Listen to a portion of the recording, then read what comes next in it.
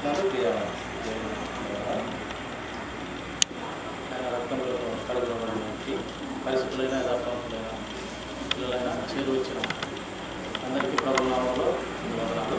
గ్రంథంలో నుండి మత్తయి సువార్త 27వ అధ్యాయం 54వ వచనం చూసినట్లయితే మరొకటి చూసి చదవడం.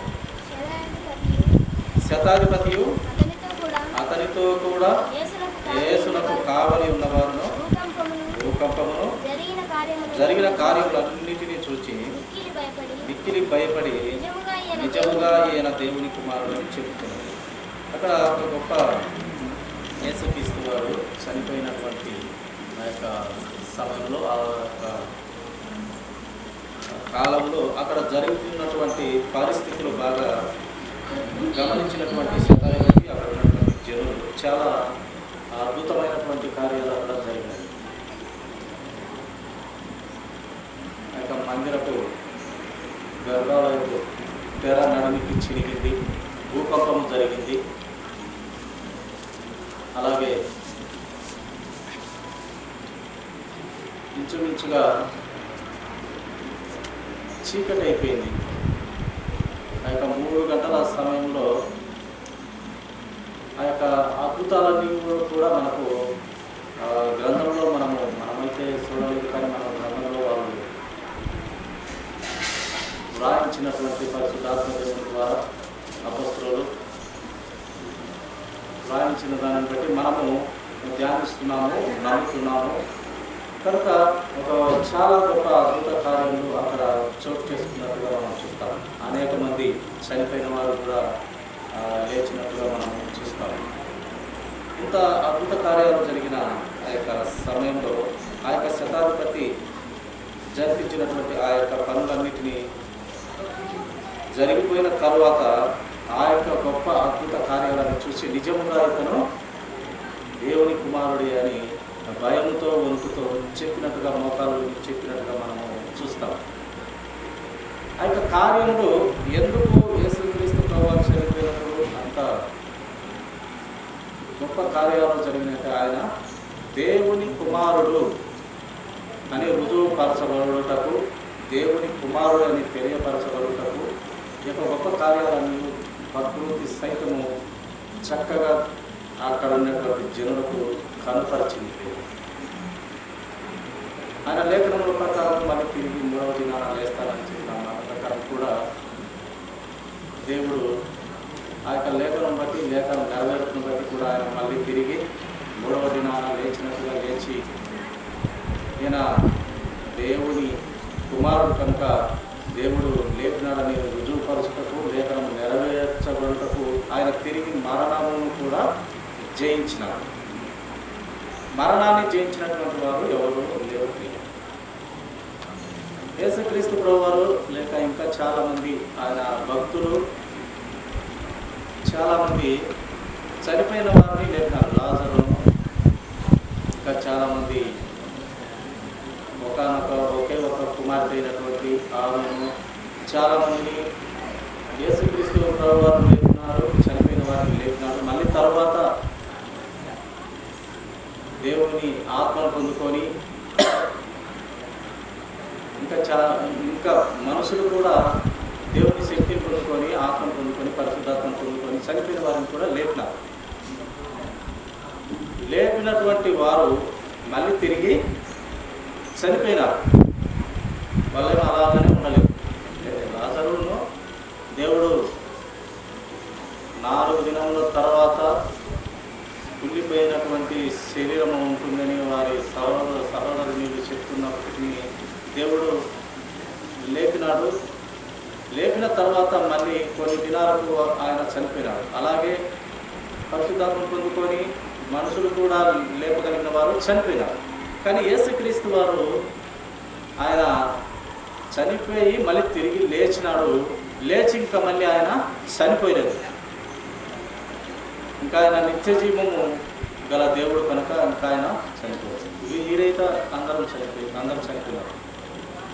చనిపోయిన వారు బ్రతికింప చేసినాడు. ఎందుకు బ్రతికింప చేసినాడంటే దేవుడు మహిమపరచబడాలి. వారి ద్వారా దేవుడు మహిమపరచాలి. 4 రోజుల తర్వాత కూడా మళ్ళీ తిరిగి లేచినాడంటే ఏంది ఈయనలో ఉన్నటువంటి ఆ యొక్క మహా గొప్ప అద్భుతము.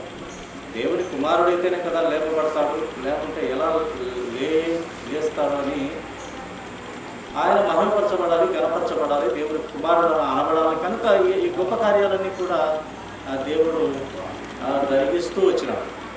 కానీ యేసుక్రీస్తు ప్రభు వారు ఆయన చనిపోయి మళ్ళీ 3వ దినాన్ని లేచినాడు. మళ్ళీ ఆయన తండ్రి వద్దకు చేరినాడు. చేరిన తర్వాత మళ్ళీ శిష్యులందరికీ కనపడి మళ్ళీ వారిని ముట్టుకొని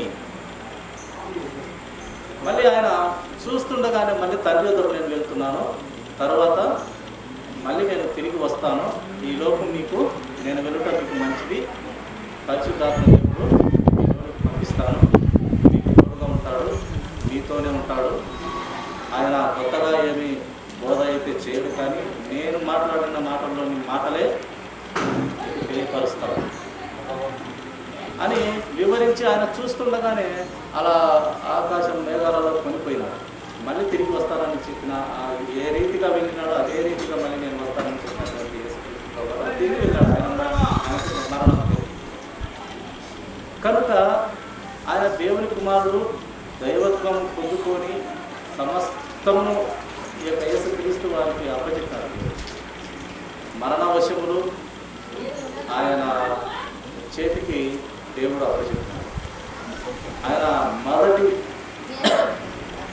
పునరుత్థానంగా మొదటి ఫలముగా ఆయన లేచినాడు. ఆ లేచిన మొదటి ఫలముగా లేచినటువంటి యేసుక్రీస్తు ప్రభువారు తర్వాత ఫలముగా ఎవరిని లేపనున్నాడు అంటే ఆయన రక్తంలో కడగబడినటువంటి బిడ్డలని ఎవరైతే ఈ లోకాన్ని విడిచిపెట్టి చనిపోతామో వారిని మళ్ళీ తిరిగి దేవుడు లేపుతాడు. లేపి ఆయన నిత్యత్వంలో పరలోక రాజ్యంలో చేర్చేదానికి అధికారం కలిగినటువంటి వాడు, లేపగలిగిన శక్తి కలిగినటువంటి వాడు. అందుకే మొదటి ఫలంగా ఆయన లేచాడు. తర్వాత ఫలంగా మనం అందరము ఆయన బిడ్డలుగా, ఆయన అంగీకరించిన బిడ్డలుగా, ఆయన రక్తం వెలబెట్టి కొన్నటువంటి రక్తం ద్వారా మనను రక్షించుకున్నాడు.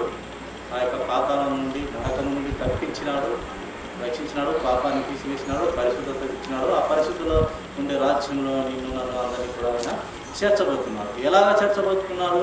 ఆయన చూస్తుండగానే ఆరోహణమైనాడు కదా మేఘాలలో. అదే మాదిరిగా మనము కూడా దేవుడు మళ్ళీ ఆయనతో పాటు మనము అదే మాదిరిగా వెళ్తాం.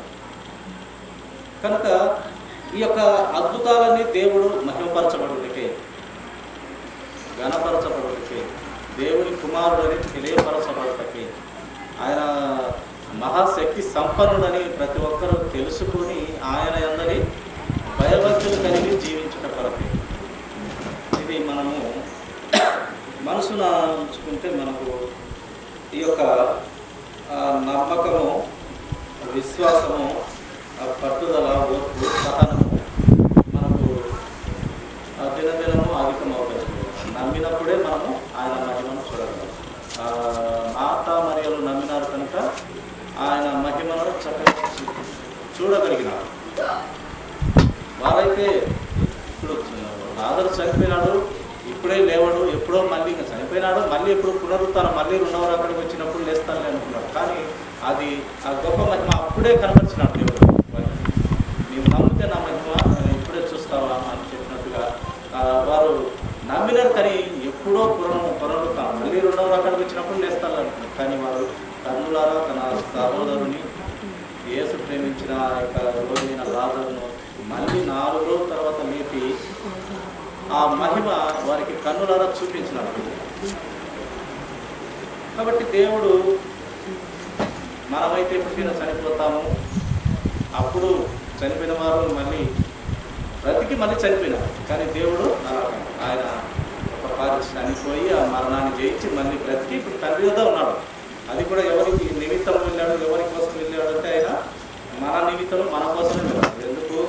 మనకు స్థలాలు సిద్ధపరచడానికి, మనకు ఇల్లు అక్కడ తయారు చేయడానికి, ఆ యొక్క వజ్ర వైడూర్యాలు, బంగారు వీధులలో తిరగడానికి, ఆయన బిడ్డలు, ఆయన పవిత్రమైన భార్యకు చక్కని ఇల్లు కట్టడానికి ఆయన వెళ్ళాడు.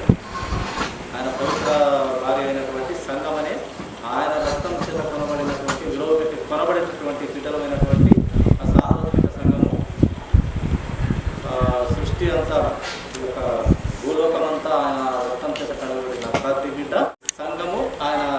చేత కొనబడినటువంటి పిల్లల కోసం ఆయన వెళ్ళాడు. ఇక్కడ స్థలాలు సిద్ధపరుస్తాడు, బహుమతులు ఇస్తాడు, చాలా విలువ కలిగిన జీవితం నీ కాడ ఇక్కడ అక్కడ ఇవ్వబోతున్నాడు దేవుడు. చూడండి మరి ఒక మాట అపోస్తలుల కార్యంలో 10వ అధ్యాయం 31వ వచనం మాట చూస్తాము. అపోస్తలుల కార్యంలో 10వ అధ్యాయం 31వ కొర్నేలి నీ ప్రార్థన వినబడను, నీ ధర్మకార్యంలో దేవుని సముఖమందు జ్ఞాపకం ఉంచబడి ఉన్నది కనుక నీవు ఎప్పకు వర్తమానము పలికి. ఇక్కడ కొర్నేలి ప్రార్థన దేవుడు చక్కగా విన్నాడు. ఆయన ధర్మ కార్యంలో దేవుని సముఖమందు జ్ఞాపకంగా ఉంచబడి ఉన్నామంట. ఆయన బ్రతికిన బ్రతుకు, బ్రతికిన తీరు, యథార్థవంతమైన బ్రతుకు, నీతివంతమైన బ్రతుకు దేవుని ఎదుట చక్కగా ఆయన ప్రార్థనలు కానీ ఆయన బ్రతికిన విధానాలు దేవుని దగ్గర ధర్మ కార్యములు దేవుని సముఖమందు జ్ఞాపకంగా ఉంచబడి దేవుని ఎదుట ఆయన క్రియలని జాగ్రత్తగా అక్కడ ఉన్నాయంట. కొర్నేలి అంత చక్కని ప్రార్థన చేసినట్టుగా మనం గమనిస్తాం. ఎందుకంటే దేవుని అంగీకరించిన బిడ్డలు యథార్థవంతమైన ప్రార్థనతో కలిగి ఉంటారని మనకు. ఎందుకంటే ఆయన చిత్తం నెరవేరాలనే ప్రార్థన చేయాలి, మన చిత్తం నెరవేరాలని కాదు. కానీ ఎప్పటికీ ఆయన చిత్తము, ఆయన ఇష్టము నెరవేరాలి. మనుషులందరూ కూడా, ప్రతి ఒక్కరు కూడా వీరని కాదు, వారని కాదు, యూదులని కాదు, యూదులని కాదు, ఇంకొకరని వారు కాదు, ప్రతి ఒక్కరు ఆయన రాజ్యం చేరాలని దేవుని చిత్తం. అందుకే ప్రతి ఒక్కరూ ప్రేమ కలిగి ఉండమని చెప్పింది కూడా దేవుని చిత్తము, ఆయన ఆలోచనలో మాట. ప్రతి ఒక్కరు ఒకరొకరు సహోదర భావం కలిగి ఉండండి, ఒకరినొకరు ప్రేమ కలిగి ఉండండి, ఇరుగు పొరుగు వారు కూడా సహోదర ప్రేమ కలిగి ఉండండి, ఒకరొకరు ఈర్ష్యలు కథలు పెట్టుకోవాలి అనేది దేవుని చిత్తం. అది లేకుండా మనం ఒక ప్రార్థన చేసాము, మనకు నచ్చని వారు లేక మనకు కొట్లాటలో ప్రారంభమైంది, మనం ఏం చేస్తాము, వారు చెడిపోవాలి, వారు నాశనం కావాలి, వారు ఇది రావాలి, అది దేవుని చిత్తం కాదు. మనమేమో చేస్తాం, వారు నాశనం కావాలి, వారికి ఇది రావద్దు, అది రావద్దు అని మన హృదయంలో ఉన్నప్పుడు అది తప్పే. కనుక అలా ఉండకూడదని దేవుని వాక్యం మనకు తెలియపరుస్తాము. ఎంతసేపు ఉండే నీకు అన్యాయం చేసి ఉంటే అన్యాయం ఉంటే దేవుడే వారికి చూసుకుంటాడు అంతే. వారి శత్రువైనా నీవు ప్రేమించు అన్న సూత్రం ప్రకారం, అనే మాట ప్రకారం మనము ఉండాలని దేవుడు ఆశపడుతున్నాడు. ఈ యొక్క కొర్నేలి ప్రార్థన లాగా ఉండాలి మన ప్రార్థనలు, దేవుని చిత్తం నెరవేర్చేలాగా. అలాగే హన్నా ప్రార్థన ఎంత చక్కని ప్రార్థన చేసింది. ఏమన్నా ఒక కొడుకును నాకు ఇవ్వండి, కొడుకుని అడిగింది, కూతుర్ని కూడా అడగలేదు. ఒక కొడుకుని అడిగింది. ఆ యొక్క మందిరంలోకి, దేవాలయంలోకి వేదాలు కదులుతున్నాయి. ఆమె హృదయ భారాన్ని అంతా ఆ మందిరంలో కుమ్మరించుతుంది, ఏడుస్తుంది, పేదలు కదిలించబడుతున్నాయి. అంతేకాని ఆ హృదయంలోని బాధనంతటినీ దేవుడికి చెప్పుకుంటుంది. ఏమని చెప్పుకుంటుంది? ఆ ఏది అక్కడ ఉండి గమనిస్తున్నాడు, ఈమె ఏమన్నా మత్తురాలై ఉంటే, ఏది ఇలా పెదాలు మాత్రం కలుగుతున్నాయి, నిద్రపోతుందే మత్తురాలై ఉందా. కానీ ఆ హృదయంలో ఉన్న బాధనంతా చక్కని ప్రార్థన రూపంలో దేవునికి తెలియపరుస్తూ వచ్చినది. ఏమని తెలియపరుస్తూ వచ్చినది? ప్రభువా, నాకు ఒక మగ కుమారుని, నాకు మగ బిడ్డ నీవు, ఆ బిడ్డను నా కోసం కూడా కాదు ప్రభువా, పాలు మరిచిన వెంటనే నీకే అప్పచెప్తాను, నాకు కూడా అవసరం లేదు, నీకోసమే నీవు నాకు ఇచ్చిన బిడ్డను, లేదా నేను గొడ్రాలు అనబడకుండా నిమిత్తం నాకు ఒక బిడ్డ నువ్వు, ఆ బిడ్డను కూడా నీకే ఇస్తాను అని చెప్పి. ఎంత యథార్థవంతమైన ప్రార్థన, నీతి కలిగిన ప్రార్థన అంటే అదే. సరే, దేవుడు ఆమె మొర విన్నాడు, మగబిడ్డనే ఇచ్చాడు. ఇచ్చిన తక్షణం ఆ తల్లి ఎంత చక్కగా నిలబడిందంటే, ఆ పాలు నచ్చులకు మందిరాన్ని కూడా వెళ్ళలేదు. పాలు పిల్లోని పాలు నచ్చులకు ఆ మందిరాన్ని కూడా వెళ్ళలేదు. ఎందుకంటే అతని ఆ క్రమంలో బ్రతింపజేయకు ఒక దేవునిలో ఒట్టేసుకున్నది, ఆనబెట్టుకున్నది, ఒక నిర్ణయం తీసుకున్నది. నేను ఇతని క్రమంగా పెంచి మళ్ళీ దేవుని పాలు మరిచిన తక్షణం తీసుకుని పోయి ఆ యొక్క దేవుని మందిరంలో ఆ యొక్క యాజకుడికి అప్పచెప్పాలి అనేసి ఆ ఒప్పుకున్న ప్రకారం ఆమె చాలా దినాలు కాలం వరకు మందిరం కూడా వెళ్ళింది, ఆరాధనకు మందిరానికి వెళ్ళింది. అయినప్పటికీ దేవుడు ఆమె మీద కోపపడలేదు. ఆమె ఆలోచనలో సత్యం ఉన్నది, ఆమె ఉద్దేశంలో కపటం లేదు కనుక కోపలేదు. అలాగే పాలు మరిచినాడు బిడ్డ, తీసుకుపోయి మందిరంలో అప్పచెప్పి ఆమె మళ్ళీ చక్కగా ఆమె ఇంటికి ఆమె వచ్చినది. ఆ బాలుడు మోకరించి ఏడ్చలేదు. బాలుడైన సమయంలో ఏడ్చలేదు. అలా పెంచింది పిల్లవాడు, పెంచి దేవుని కోసమే ఇచ్చింది. మళ్ళీ తర్వాత దేవుడు ఆమె చక్కని ప్రార్థన వల్ల మళ్ళీ ఆమె బిడ్డలను ఇచ్చినాడు, ఇంకా మళ్ళీ ఇచ్చినాడు. కానీ మొదటి బిడ్డగా మటుకు దేవునికి మాట ప్రకారం అక్కడనే అప్పచెప్పేసింది. ఆ యొక్క చిన్న బాలుడైన ఆ యొక్క సమూయేలు దేవుడు సమూయేలుతో మాట్లాడుతూ వచ్చినాడు. అంత క్రమశిక్షణలో అంత ఎంతో పద్ధతిలో పెంచింది ఆ పిల్లవాడిని. పెంచిన ఆ పిల్లవాడిని ఆ మధ్యాహ్నానికి అప్పచెప్పేసి నిలబడించింది. ఇప్పుడున్న జనాల్లో ఎవరు అలా చేస్తారు, ఎవరు అలా ఉంటారు? అందుకే దేవుడు హృదయాలు అయిన దేవునిలో ఏ తలంపుతో నీవు ఉంటావో ఆ తలంపులన్నీ ఎరిగిన దేవుడు, కరెక్ట్ తలంపుతో ఉంటే కనుక దేవుడు ఖచ్చితంగా పిల్లలను ఇస్తాడు. పిల్లలు కరెక్ట్ తలంపు ఉండాలైతే ఎలాగ ఉండాలా, కన్నలాగా ఉండాలి. ఆలోచించిన తక్షణమే అక్కడ ఇచ్చిపెట్టేసాను, వెళ్ళిపోయింది. ఆ తన మోకాలుని దేవుడికి కృతజ్ఞతాస్తుతులు తెలియపరిచి అక్కడే వెళ్ళిపోయినాడంట. ఎంత పద్ధతిగా పెంచింది, చాలా అద్భుతంగా పెంచింది. ఆ పెంచిన పిల్లవానికి దేవుడు మాట్లాడి అతని ద్వారా ఎన్నో కార్యాలు దేవుడు చేయించినట్టుగా మనం చూస్తాం. చూడండి, మరొక మాట దేవుని ఆలోచన అయినటువంటి మాట చూస్తాము. రోమిలకు రాసినటువంటి పత్రిక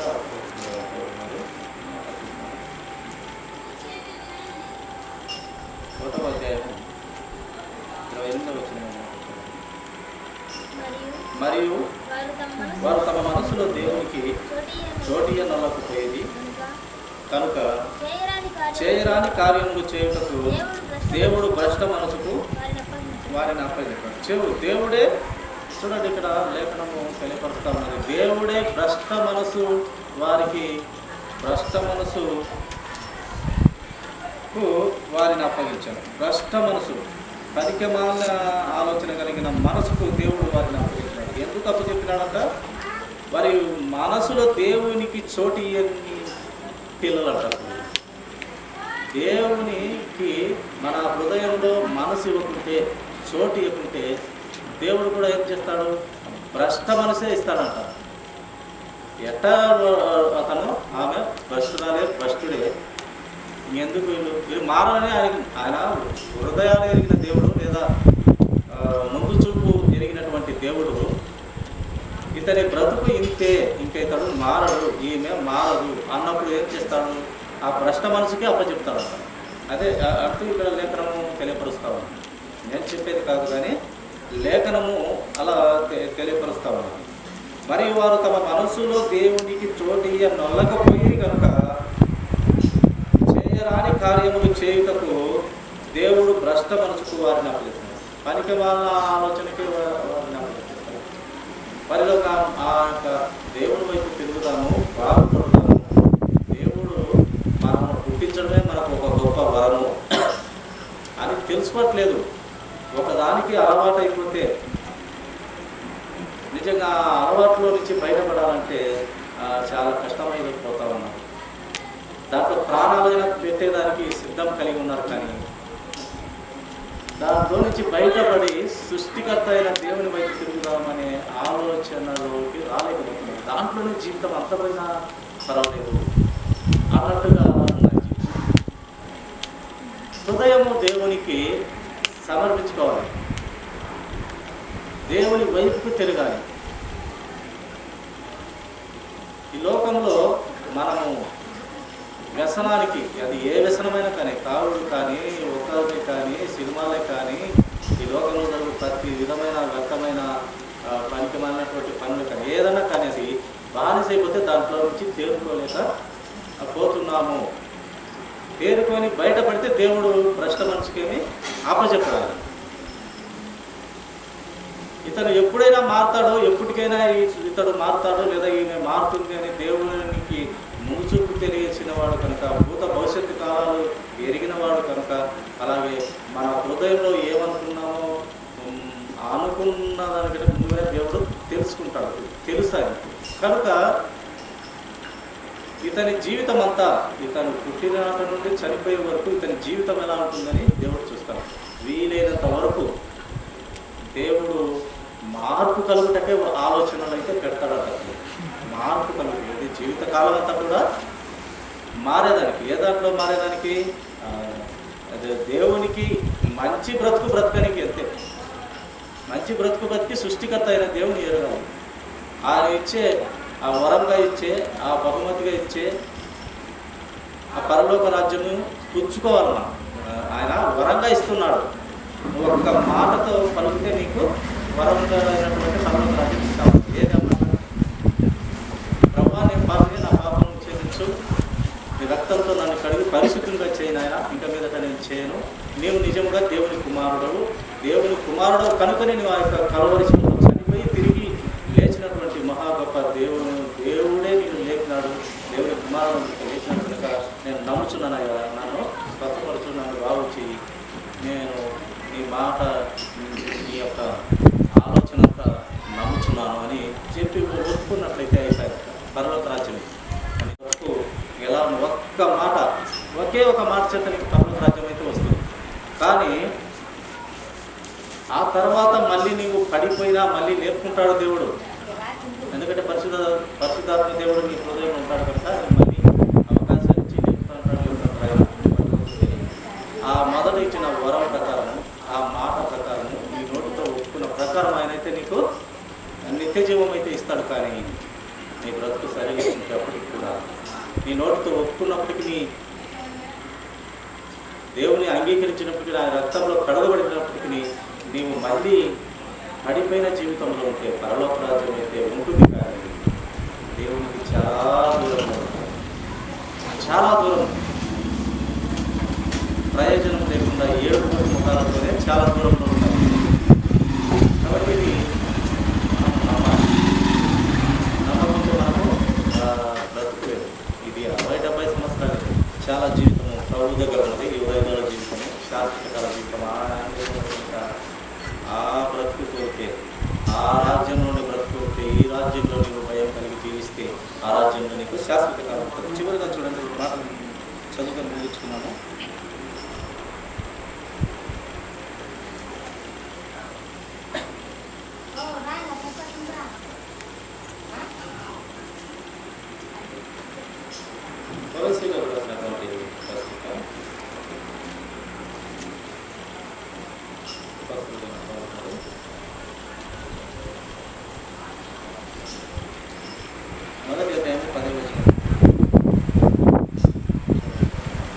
ఆయన చిత్తమును పూర్ణముగా గ్రహించిన వారునై ప్రతి సత్కార్యంలో సఫలులవచ్చు, దేవుని విషయమైన జ్ఞానమందు అభివృద్ధి పొందొచ్చు, అన్ని విషయంలో ప్రభువును సంతోషపెట్టినట్లు మనం ఉండాలి. ప్రతి విషయంలో అంత మన బ్రతుకు, దేవుడిచ్చిన ఈ బ్రతుకు ఎవరికైనా దేవుడు నరునిగా పుట్టించినాడంటే అది చాలా అదృష్టం ఉంటేనే పుడతామంటారు. ఎందుకంటే ఆయన ఎందుకు అంత అదృష్టంగా పుడతామంటే, మనం ఉన్నది ఏదో పనికిమాలమైన రూపంతో, పనికిమాలమైన దేహంతో ఉండేది కాదు. దేవుని పోలికలో, దేవుని స్వరూపమందు పుట్టిన వారం కనుక దేవుడు అంత ప్రేమించేది, మనం అంత వరం ఇచ్చేది కూడా అందుకే.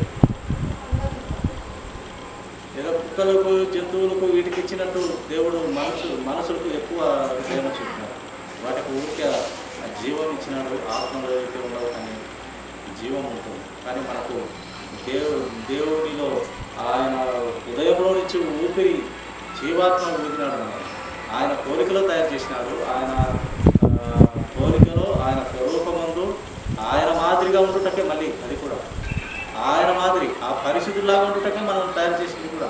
కానీ మనం బ్రతుకులు భ్రష్టు పెట్టి అలా అవుతున్నాయి. కానీ అలాగ ఉండాలనే దేవుడు గుర్తించినాడు. యథార్థంగా ఉండాలనే దేవుడు అలాంటి ఆత్మనే కూడా దేవుడు ఇచ్చింది. కానీ మనము చెరుపుకుంటున్నాము మన యొక్క ఆలోచన ద్వారా. సృష్టికర్త అయిన దేవుని మరచి మన ఆలోచన ద్వారా చెరుపుకుంటున్నాము. కాబట్టి మనము ఇంత గొప్ప జీవితాన్ని ఇచ్చిన, ఈ దేహానికి ఇంత గొప్ప జీవితాన్ని ఇచ్చిన ఆ దేవుడికి కృతజ్ఞతగా మనం ఏం చేయాలంటున్నాడంటే, దేవుడు ప్రతి పనిలో నువ్వు పొద్దున్నుంచి లేచి నడుస్తావు, నీ యొక్క పూట గడవాలంటే పని చేసుకోవాలి, ఏ పని అయినా చేయాలి, తప్పదు. ప్రతి విషయంలో దేవుని సంతోషపెట్టు వారంగా ఉండాలని లేఖనం మనకు తెలియపరుస్తుంది. ప్రతి విషయంలో దేవుని సంతోషపెట్టుకోవాలి అంటే క్రమమైన జీవితంలో ఉన్నామని చెప్తున్నాను, సత్యంలో బ్రతకమని చెప్తున్నాను, నీతి నిజాయితీలతో బ్రతకమని చెప్తున్నాను, యథార్థవంతంగా ఉండాలని బ్రతకమని చెప్తున్నాడు. ఆయన విలువ పెట్టి రక్తంతో కడగబడినటువంటి, ఆ రక్తంతో కడగబడినటువంటి నీవు ఆయన ఎలాంటి వాడు? పరిశుద్ధుడు, పవిత్రుడు. అలాగా నీకు ఉండమంటున్నాడు. అది ఉంటే నీకు ఇంకా చాలు, దేవుడిని సంతోషించాలి. అలా ఉండమని దేవుని మాటగా మనకు తెలియపరుస్తూ ఉన్నారు. ప్రతి సత్కార్యంలో సఫలమవచ్చు, ప్రతి మంచి పనిలో ఫలించాలి. మనం దేవుని విషయమైన జ్ఞానమందు అభివృద్ధి పొందుతూ, దేవుని విషయమైన జ్ఞానం, దేవుని విషయమైన పరలోక జ్ఞానం పొందుకుంటూ అభివృద్ధి పొందుతూ అన్ని విషయంలో ప్రభువును సంతోషపెట్టేవారిగా మన దినము అలాంటి జీవితం ఉండాలని దేవుడు కోరుతూ ఉన్నాడు. చూడండి, చివరిగా ఒక మాట చూసుకొని ముగించుకున్నాము.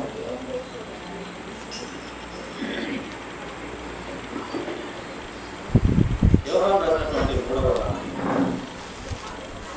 పత్రిక 3వ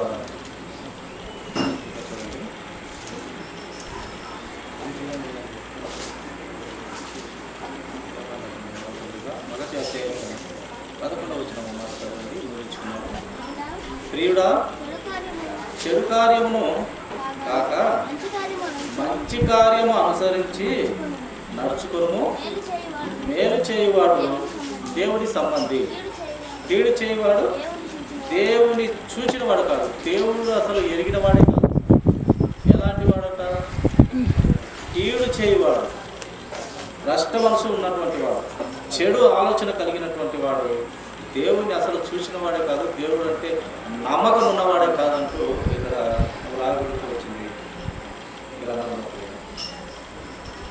చెడు కార్యము కాక మంచి కార్యము అనుసరించి నడుచుకోను. చెడు కార్యము వదిలిపెట్టు, మంచి కార్యము దేవునికి ఇష్టంగా, దేవుని సంతోషపెట్టే వారంగా, దేవుని కోసం బ్రతికే వారంగా, ఈ దేవుడు ఇచ్చిన ఈ దేహాన్ని దేవుని సంతోషపెడితే అది దేవునికి మహిమ, ఆయన మహిమపరచబడతాడు. ఆయన ఎవరైతే నన్ను మహిమపరచబడతారో, ఎవరైతే నన్ను మహిమపరచుతుందో నేను వారిని మహిమపరుస్తాను అన్నాడు దేవుడు. ఎవరైతే నన్ను మహిమపరుస్తాడో, నన్ను కొనియాడతాడో, నన్ను పూజిస్తాడో నేను కూడా అతనిని దీవిస్తాను, ఆశీర్వదిస్తాను. వారి తరతరాలు కూడా నేను, వారి తరతరాల పిల్లలను నేను ఆశీర్వదిస్తాను. దేవుని వాక్యం తెలియపరుస్తున్నాను. అందుకే చెడుతనమును వదిలేసి మంచి కార్యములు అనుసరించి నడుచుకోవాలి. మేలు చేయువాడు ఎవరి సంబంధమా? మేలు చేయువాడు దేవుని సంబంధం, కీడు చేయువాడు దేవుని సంబంధి కావాడు, అపవాది సంబంధం. వారి జనకుడు అపవాది, వారి పుట్టించిన వాడు కూడా అపవాది. అంటే పుట్టడం దేవుని కృపతో పుడతాడు, అపవాది ఆలోచనలో బ్రతుకుతాడు, అపవాది తండ్రి కూర్చుంటాడు. కనుక కీడు చేయక మేలు చేస్తూ దేవుని బిడ్డగా బ్రతికేదే మనకు మంచిది, శ్రేష్టం. కనుక ఆయనలాగా ఆయన చిత్తంలో మనందరం కూడా బ్రతుకుతున్నది. దేవుడి కొద్ది మాటలు దీవించిన కాక తల చిన్న ప్రార్థనతో కూర్చుంటామండి.